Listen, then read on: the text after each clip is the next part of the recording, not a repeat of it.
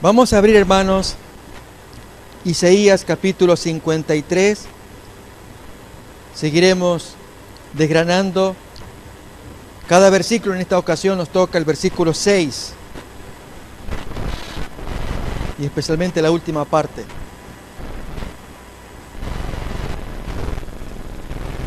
Con cuánto cuidado nuestro Dios del cielo inspiró al profeta Isaías para que él escribiera detalladamente lo que el profeta escribió y que a la vez representara adecuadamente lo que pasaría en la historia de Jesús. 53:6 dice: todos nosotros nos descarriamos como ovejas, cada cual se apartó por su camino, mas Jehová cargó en él el pecado de todos nosotros. El versículo habla claramente de asuntos que son opuestos, como las personas que se descarrían, que cometen pecado, en consecuencia se alejan de Dios, no tienen retorno o no saben cómo volver. Y cuando ocurre eso, hermanos, qué triste es cómo el hombre utiliza maneras absolutamente asombrosas para retomar el camino. De eso queremos hablar.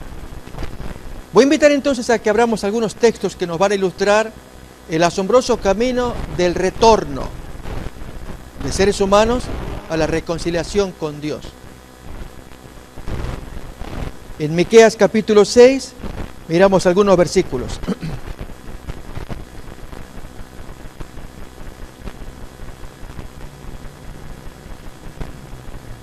Se encuentran los profetas menores. Capítulo 6, versículo 6 en adelante leemos así: ¿con qué me presentaré ante Jehová y adoraré al Dios Altísimo? Me presentaré ante Él con holocaustos, con becerros de un año. ¿Se agradará Jehová con millares de carneros o de 10,000 arroyos de aceite? Y especialmente esta expresión: daré mi primogénito por mi rebelión, el fruto de mis entrañas por el pecado de mi alma. Al hacer estas preguntas está revelando que quizás sea lo máximo que el hombre pueda hacer desde sus fuerzas, desde sus cabales, para recuperar la bendición de Dios. Vamos a ver primeramente los primeros ejemplos. Me presentaré a Él con holocaustos, con becerros de un año. Oseas capítulo 5, versículo 6 ilustra mejor este pensamiento. Poquito antes de Miqueas encontramos a Oseas, después de Daniel, capítulo 5, versículo 6, que dice: con sus ovejas y con sus vacas andarán buscando a Jehová y no lo hallarán. Se apartó de ellos. Dios no puede aceptar que ese método de animales pueda querer o ser un vehículo para poder agradar a Dios. Miremos otro. Primero de Samuel, capítulo 15, versículo 22. Primero de Samuel, capítulo 15, versículo 22. Samuel le dice al rey Saúl: ¿se complace Jehová tanto en los holocaustos y víctimas como en que se obedezca a las palabras de Jehová? Ciertamente el obedecer es mejor que tantos sacrificios, el prestar atención que tanta grosura de carneros. Entonces el hombre no puede agradar a Dios por medio de este vehículo, animales. Pero miremos el otro. Otra vez estamos en Miqueas capítulo 6, versículo 7 al final. Daré mi primogénito, si ya no puedo con animales, mi primogénito por mi rebelión, el fruto de mis entrañas por el pecado de mi alma. Voy a invitar, hermanos, a que abramos en 2 de Crónicas, capítulo 28. Hubo gente que sí entendió, pero vamos a llegar a un asunto, y es que si el hombre hizo semejante cosa y Dios hizo algo similar, ¿cuál es la diferencia? ¿Ok? 2 de Crónicas, capítulo 28, versículo 3. El caso de un abuelo y luego de un nieto. Estamos hablando de Acaz, primeramente, y después de su nieto. 28:3. Recordemos que Miqueas capítulo 6 decía, daré mi primogénito por mi rebelión. Bien, Acaz sí lo hizo. 28:3. Quemó también incienso en el valle de los hijos de Hinnom e hizo pasar a sus hijos por fuego, conforme a las abominaciones de las naciones que Jehová había arrojado de la presencia de los hijos de Israel. Entonces, las gentes lo hacían, pero hermanos, yo les invito a que piensen que es algo tan abominable, pero era lo máximo que el hombre podía hacer para buscar el favor de Dios. Sacrificar un hijo, que con eso el Dios de lo alto viera que era muy sincera la entrega, muy sincero el deseo de reconciliación con Dios. Veamos en el nieto, segundo de Crónicas capítulo 33 ahora. Esto es Manasés, versículo 6.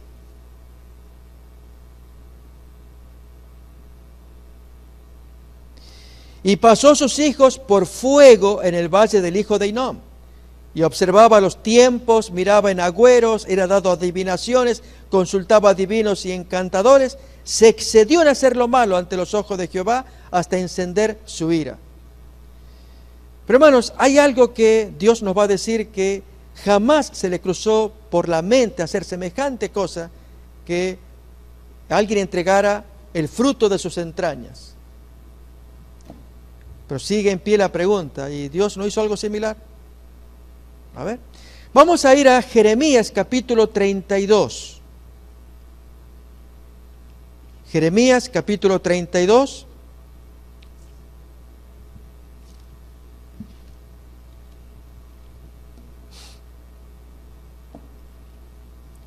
Versículo 35. Y edificaron lugares altos a Baal, los cuales están en el valle del hijo de Hinnom.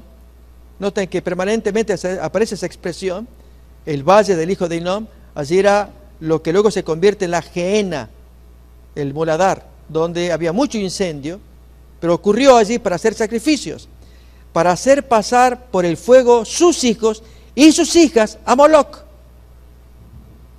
Fíjense, hermanos, que, reitero, esta gente hace lo máximo que puede hacer para ganar el favor de Dios. Como dijera Miqueas, dan el fruto de sus entrañas en sacrificio. Pero miren la reacción de Dios. Lo cual no les mandé, ni me vino al pensamiento que hiciesen esta abominación para hacer pecar a Judá. Ok, hermanos, el punto es que a Dios no se le ocurrió hacer semejante cosa. Este va a ser el pensamiento central. Pero el sacrificio de Jesús, el primogénito Hijo de Dios, ¿no es algo similar? Queda en pie esa pregunta, la estoy repitiendo varias veces. Voy a invitar a que abramos Ezequiel capítulo 20, versículo 26 y también el 31.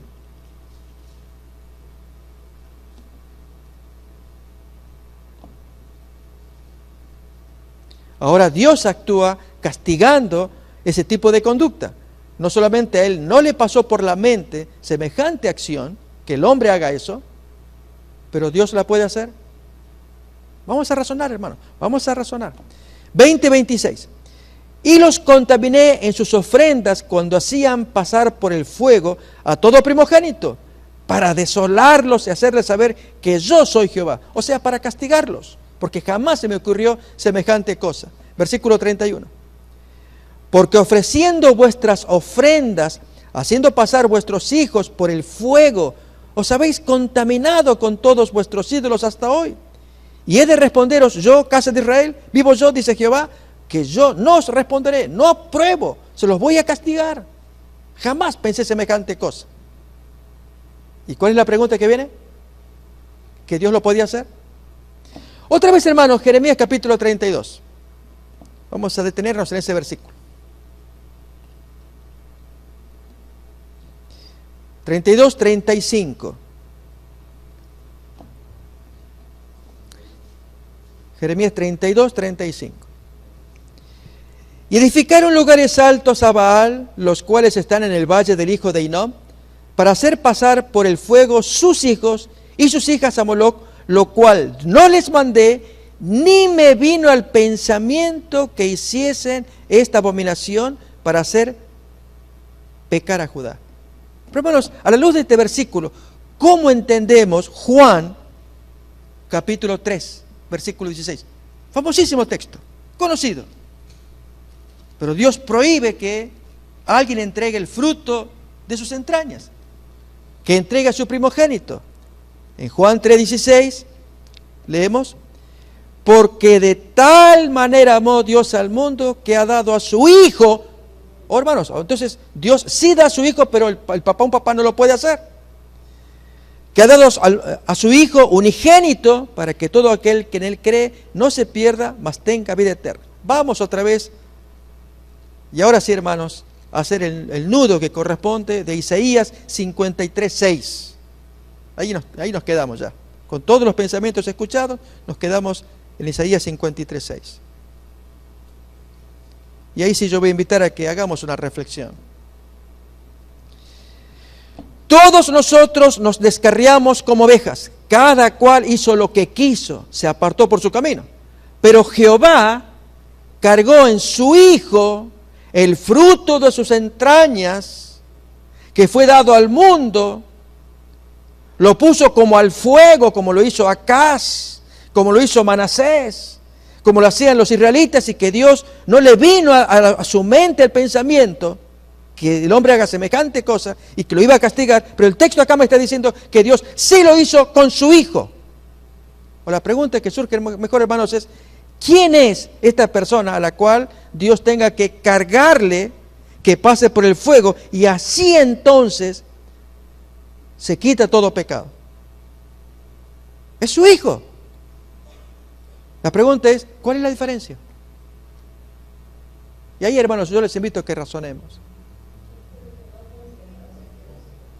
A ver. Un padre presenta el fruto de sus entrañas, el primogénito, como sacrificio, lo ofrece al fuego de Moloc. Aquí el texto me está diciendo, primeramente Jeremías 32:35, Dios no le subió en su mente, pero luego el Nuevo Testamento me dice que el Padre entregó a su Hijo en sacrificio para que cargue el pecado. ¿Cuál es la diferencia? La hay, hermano, abismal. ¿Cuál es? ¿Se contradice Dios? Empezamos por ahí quizás.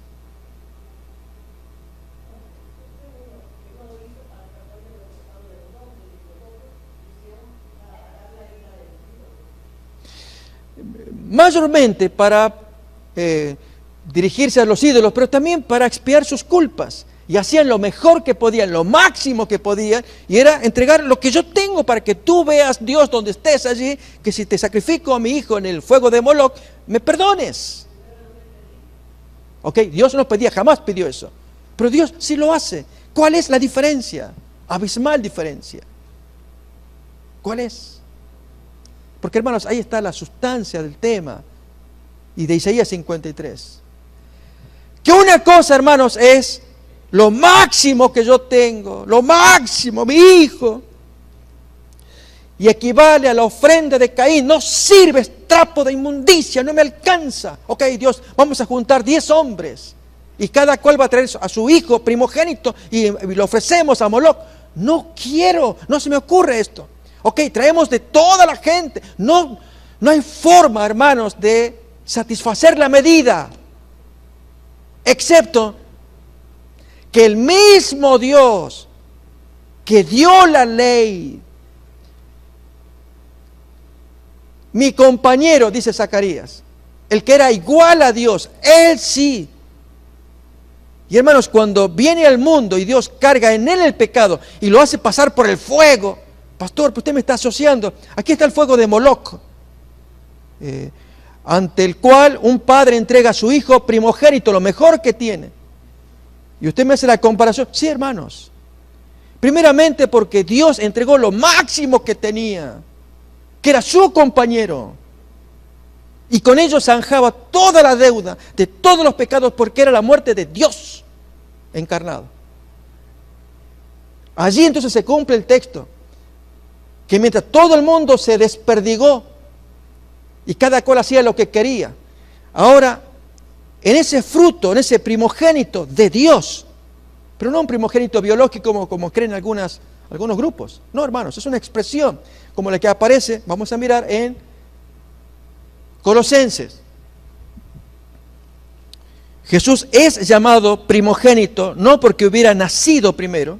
Colosenses nos lo va a enseñar que primogénito no tiene que ver con sucesión en el tiempo, primero, segundo, tercero, sino con preeminencia.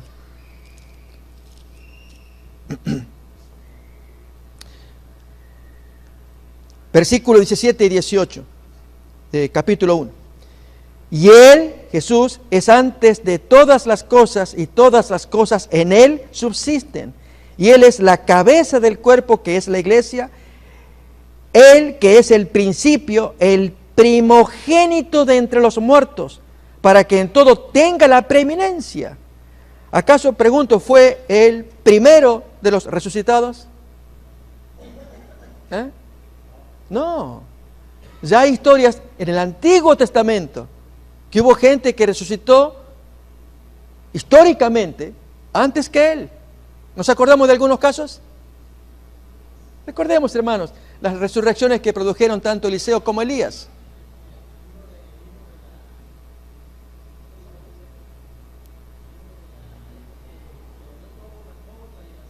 Muy bien.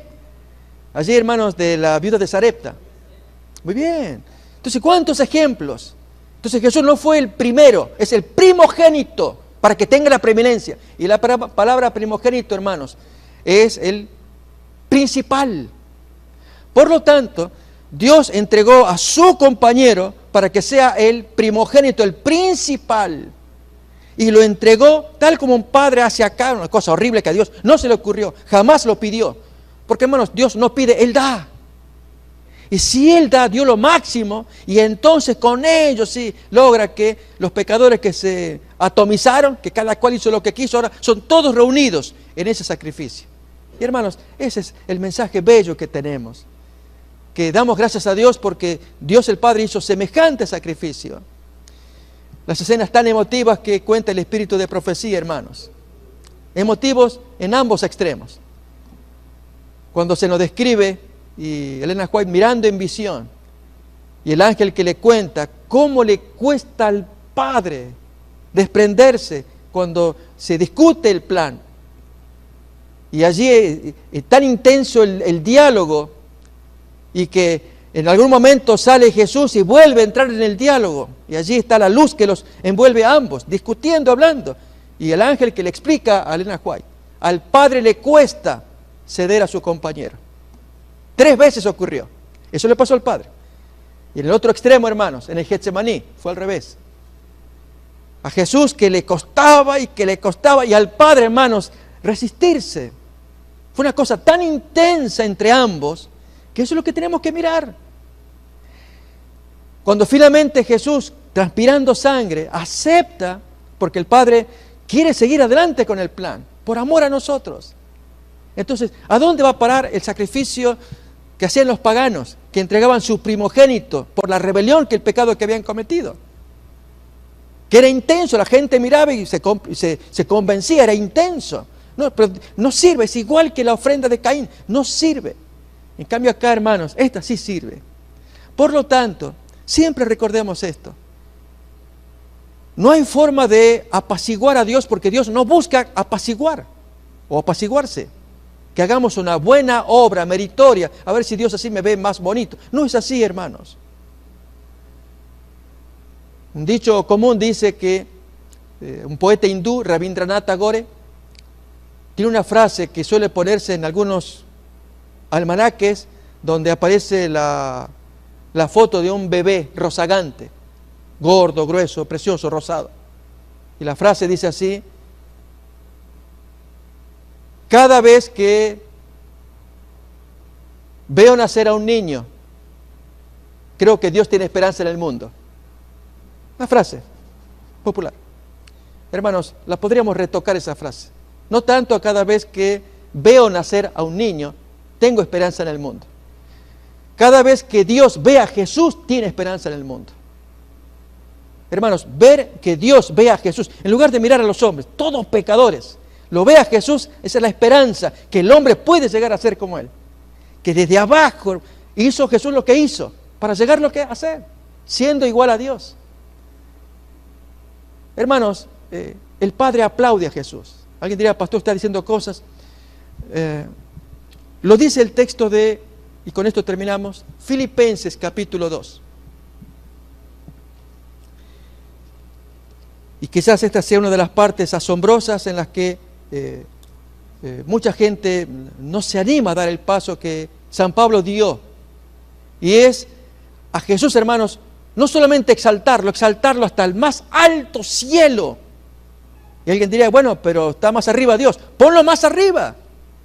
Sí, pero si llega cerca de Dios, ponlo más arriba. Arriba. Sí, pero ¿y Dios? Y el texto nos va a decir, hermanos, leámoslo. Versículo 9, Filipenses 2:9. Por lo cual, después de su muerte en la cruz, Dios también lo exaltó hasta lo sumo y le dio un nombre que está sobre todo nombre, para que en el nombre de Jesús se doble toda rodilla de los que están en los cielos, en la tierra, debajo de la tierra, y toda lengua que confiese que Jesucristo es Kyrios, es Yahvé, para gloria del Padre. Y hermanos, quien es exaltado, cada vez que uno exalta a Jesús y lo pone arriba, arriba, arriba, quien sale ganando es, ¿quién? El Padre. Por lo tanto, hermanos, nunca se nos ocurra bajar. Hay ciertos hermanos que con ideas antitrinitarias, algunas cosas por el estilo, no logran mirar.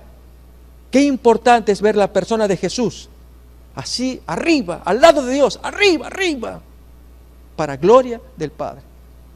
Ese, hermano, fue el compañero que discutieron ambos, planearon para que viniera acá a la tierra, el Padre y el Hijo.